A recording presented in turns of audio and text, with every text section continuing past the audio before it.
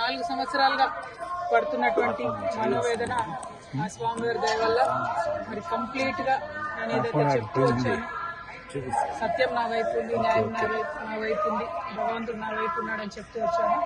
అదే నిజమని రుజువు చేస్తూ కంప్లీట్ గా కోర్టులో మరి క్లీన్ చీట్ రావడంతోనే స్వామివారికి కాలినడకన వచ్చి మొక్కు చెల్లించుకుంటానని అనుకున్నాను. దానికోసం ఇవాళ ఇక్కడికి రావడం జరిగింది.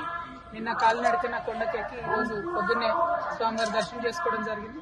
మరి అదేవిధంగా రాబోయే రోజులలో తెలంగాణ రాష్ట్రంలో తెలంగాణ ప్రజల పక్షాన తెలంగాణ ఇంటి పార్టీగా పనిచేయడానికి ఫ్యూచర్లో పొలిటికల్ పార్టీని కూడా పెట్టబోతా ఉన్నాము. కాబట్టి దానికి కూడా ఖచ్చితంగా స్వామివారి ఆశీస్సులు ఉంటాయి, దయ ఉండాలని చెప్పి కోరుకొని మరి వాళ్ళు దర్శనం చేసుకోవడం జరిగింది. నేను ఎప్పుడు తిరుమలకు వచ్చినా ఒకటే కోరుకుంటాను, తెలంగాణ రాష్ట్రం బాగుండాలి, తెలంగాణ ప్రజలు బాగుండాలి, ఆంధ్ర రాష్ట్రం బాగుండాలి, ఆంధ్ర ప్రజలు బాగుండాలి. రాష్ట్రాలుగా మనం విడిపోయినా కూడా ప్రజలుగా కలిసి ఉండాలి, ప్రజలందరూ బాగుండాలని మనస్ఫూర్తిగా కోరుకుంటాను. అదే జరగాలని చెప్పి మళ్ళీ ఒకసారి భగవంతుని కోరుకుంటూ థ్యాంక్ యూ. జై తెలంగాణ, జై ఆంధ్ర.